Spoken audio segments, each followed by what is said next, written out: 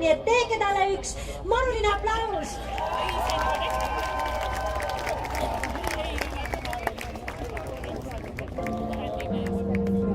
No nii, tere päevast, tere õhtust teile kõigile. Mina olen Liis ja ma jõudsin kohale. Mul on hea meel teid näha ja aeg on käes. Ma nägin täht